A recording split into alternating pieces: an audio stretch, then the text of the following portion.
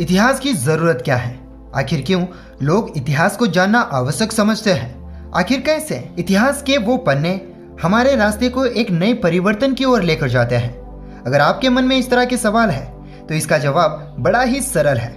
भविष्य में आने वाली हमारी पीढ़ियां इतिहास को जानकर हमेशा प्रेरित रहें और हमेशा सही रास्ते चुनने में सक्षम रहें। अपने पूर्वजों के वीरता की गाथा सुनकर खुश रहें और यही इतिहास को जानने का मूल कारण है। एक ऐसा कथन जिसे आज भी भजन के माध्यम से लोगों को सुनाया जाता है, लेकिन हम यहाँ पर हमारे शब्दों के माध्यम से आपको कथन सुनाने वाले हैं। एक ऐसी कथा जो हम सब के लिए मनमोहक है। हमारे समाज को सही दिशा दिखाने वाले एक और गुरु रूप सिंह महाराज के बारे में आपको बताने वाले हैं। तो चलिए आज के इस एपिसोड को हम शुरू करते हैं। बात 13वीं शताब्दी की है।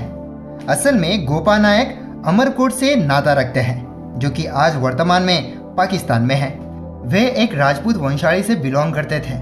गोपाल नायक और उनके भाई पछाण जी दोनों दिल्ली के बादशाही सेना में सैनिक थे।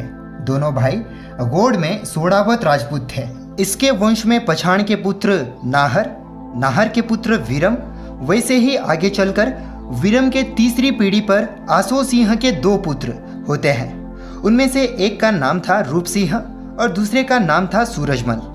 हम आपको यहाँ पर पहले से ही बता दें, हमारा मकसद यहाँ पर किसी भी धर्म एवं जाति को ठेस पहुँचाने का बिल्कुल भी नहीं है। जो कथा सालों से सुनते आए हैं, केवल उसी को आपके सामने रखने की प्रयास है। आसो सिंह के पुत्र रूप सिंह निर्भय और स्वतंत्र प्रेमी थे, जिन्हें किसी की अधीनता स्वीकार नहीं थी। उनके जीवन में एक समय ऐसा भी आया था जब उन्हें सामाजिक अवमान को ज्यादातर झेलना पड़ा था और इसी के कारण वे अपने कुल से विच्छेद हो गए थे। नतीजा ये निकला कि वे जंगल में रहने लगे। आप इस बात को स्वयं समझ सकते हैं। यदि कोई इंसान सामाजिक तौर पे अपने समाज से अलग हो जाए तो वो अपने स्वयं के दौर को शुरू करने के बारे में सोचता है।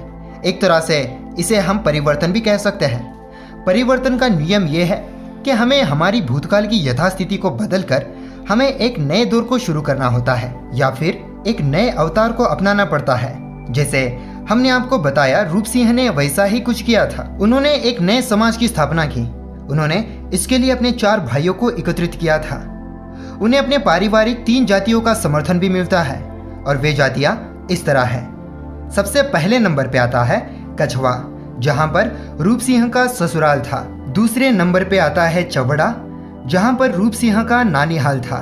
और तीसरे नंबर पे आता है दायमा, जहां पर उनके लड़के का ससुराल था। इन सब के मिलकर एक नई जाति बनाई जिसे बामणीय भाट की नाम दी जाती है। और आज के समय में बामणीय बंजारा या फिर भाट बंजारा या फिर बामणीय भाट बंजारा कहकर भी पुकारा जाता है। प्रमुख तौर पे इनमें विभिन्न राजपूत वंशों के 12 गोत्र आते हैं। गौड़, गरासिया, सुरावत जैसी आदि गोत्र इनमें शामिल हैं। जैसे हमने पहले कहा था कि रूप सिंह जंगल में रहते थे। एक दिन उदयपुर के महाराजा अड़िग शिकार करने जंगल जाते हैं तो उन्हें जंगल में रूप सिंह का डेरा मिला। महाराजा और उसके सारे सैनिकों को प्यास लगी थी, इसलिए उसके सारे सैनिक और वो पानी ढूंढ रहे थे। जंगल में रहने वाले रूप सिंह ने सारे सैनिक और महाराज को पानी पिलाई।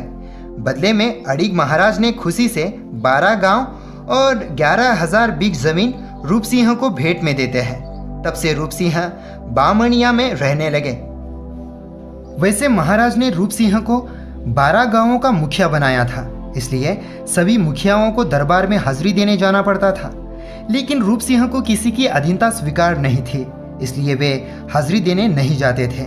महाराज काफी गुस्से में थे, इसलिए वे मेवाड़ के सबसे बड़े लुटेरे को रूप सिंह से लड़ने के लिए रखे हुए थे। एक बार रूप सिंह और एकलम नाम के लुटेरे की लड़ाई दरबार में होती है, जिसमें लुटेरे की मौत होती है।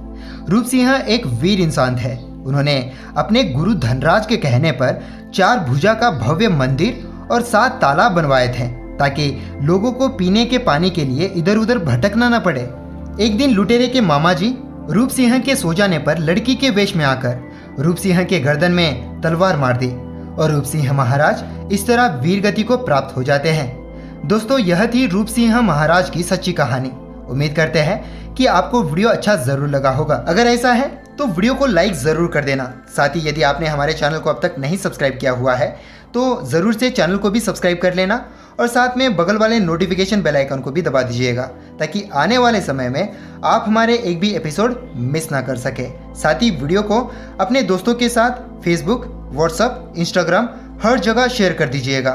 तो मिलेंगे फिर से एक और नए एपिसोड में, तब तक के लिए नमस्कार।